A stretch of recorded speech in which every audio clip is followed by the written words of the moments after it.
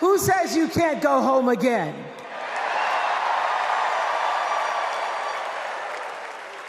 After watching the Obamas last night, that was some epic fire, wasn't it? Some epic fire. We're now so fired up, we can't wait to leave here and do something.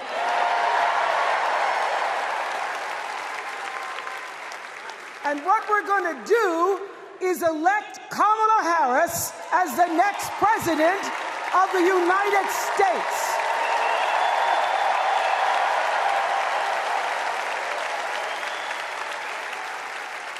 I am so honored to have been asked to speak on tonight's theme about what matters most to me, to you, and all of us Americans: freedom. There are people who want you to see our country as a nation of us against them, people who want to scare you, who want to rule you, people who'd have you believe that books are dangerous and assault rifles are safe, that there's a right way to worship and a wrong way to love, people who seek first to divide and then to conquer. But here's the thing. When we stand together, it is impossible to conquer us.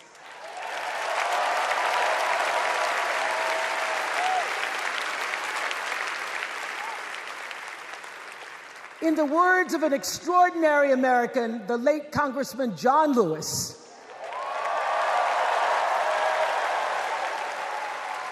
he said, no matter what ship our ancestors arrived on, we are all in the same boat now. Congressman Lewis knew very well how far this country has come because he was one of the brilliant Americans who helped to get us where we are. But he also knew that the work is not done. The work will never be done because freedom isn't free. America is an ongoing project. It requires commitment.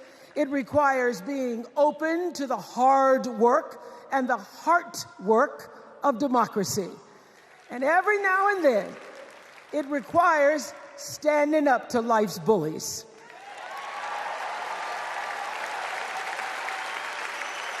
I know this. I've lived in Mississippi, in Tennessee, in Wisconsin, Maryland, Indiana, Florida, Hawaii, Colorado, California, and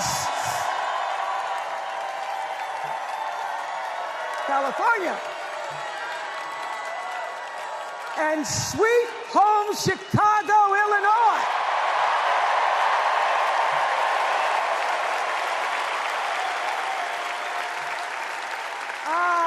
Have actually traveled this country from the redwood forests, love those redwoods, to the Gulf Stream waters. I've seen racism and sexism and income inequality and division. I've not only seen it, at times I've been on the receiving end of it. But more often than not, what I've witnessed and experienced are human beings, both conservative and liberal, who may not agree with each other, but who'd still help you in a heartbeat if you were in trouble. These are the people who make me proud to say that I am an American.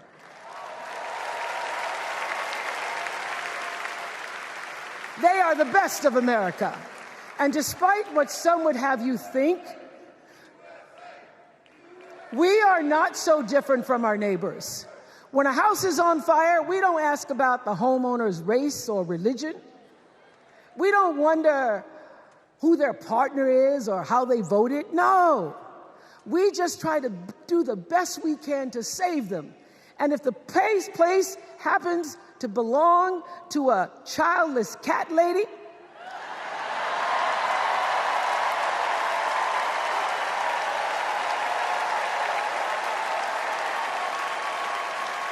well, we try to get that cat out too.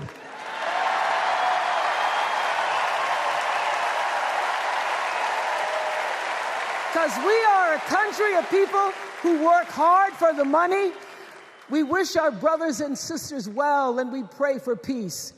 We know all the old tricks and tropes that are designed to distract us from what actually matters, but we are beyond ridiculous tweets and lies and foolery.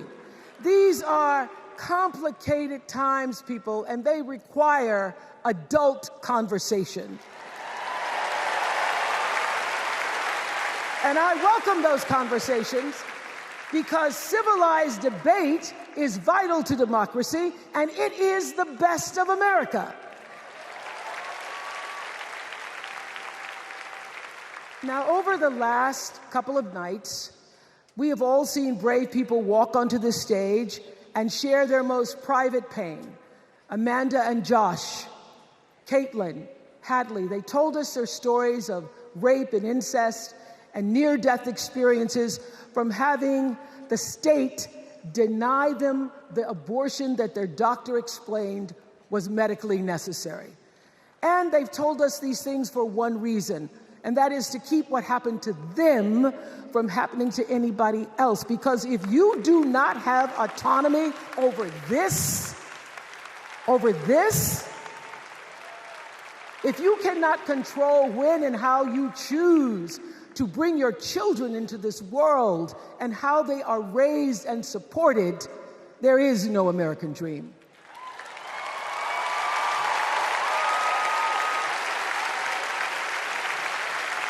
The women and men who are battling to keep us from going back to a time of desperation and shame and stone cold fear, they are the new freedom fighters. And make no mistake, they are the best of America.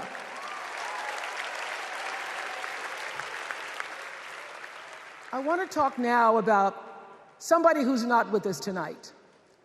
Tessie Prevost Williams was born in New Orleans not long after the Supreme Court ruled that segregated public schools were unconstitutional. That was in 1954, same year I was born. But I didn't have to head to first grade at the all-white McDonough 19 school with a U.S. Marshal by my side like Tessie did.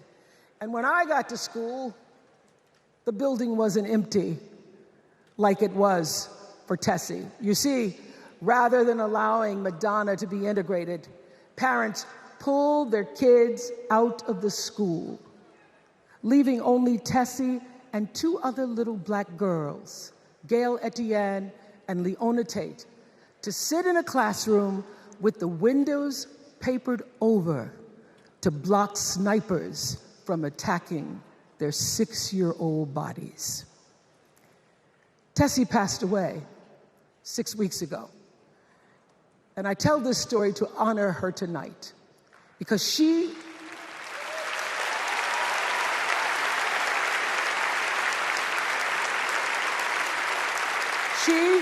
like Ruby Bridges and her friends, Leona and Gail, the New Orleans Four they were called. They broke barriers and they paid dearly for it. But it was the grace and guts and courage of women like Tessie Prevost Williams that paved the way for another young girl who 9 years later became part of the second class to integrate the public schools in Berkeley, California.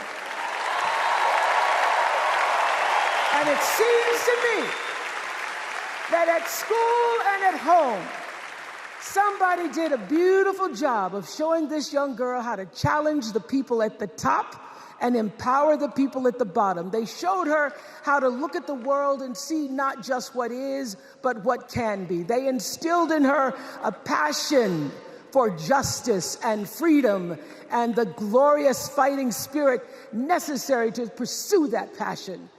And soon, and very soon,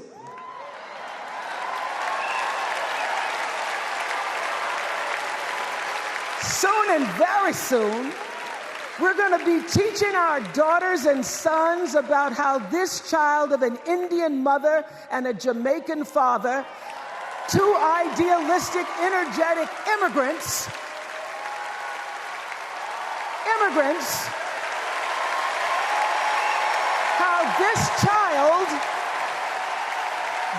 to become the 47th President of the United States. That is the best of America.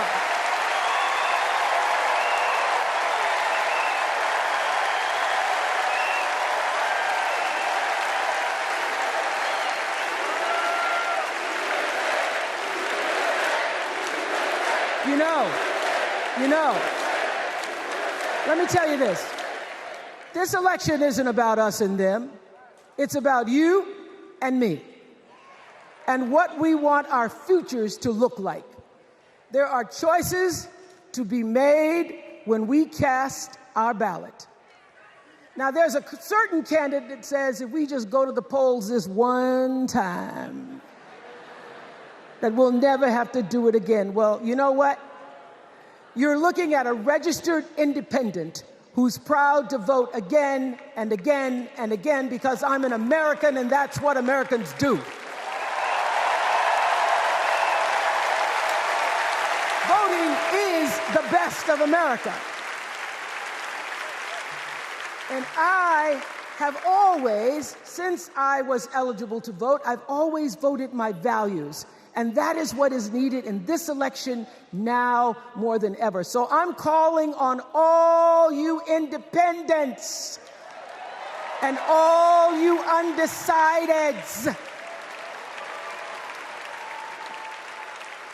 You know this is true. You know I'm telling you the truth, that values and character matter most of all. In leadership and in life. And more than anything, you know this is true, that decency and respect are on the ballot in 2024.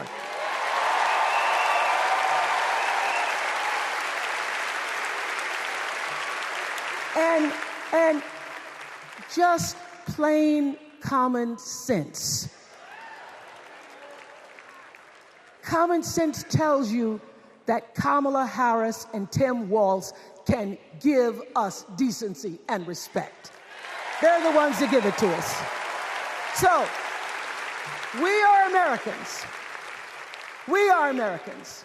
Let us choose loyalty to the Constitution over loyalty to any individual. Because that's the best of America. And let us choose optimism over cynicism, because that's the best of America. And let us choose inclusion over retribution. Let us choose common sense over nonsense.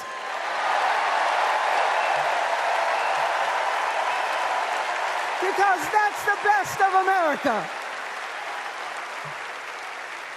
And let us choose the sweet promise of tomorrow over the bitter return to yesterday. We won't go back. We won't be set back, pushed back, bullied back, kicked back. We're not going back.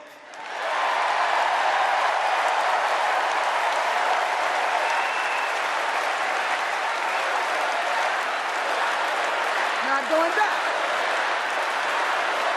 We're not going back. So, let us choose. Let us choose truth. Let us choose honor. And let us choose joy.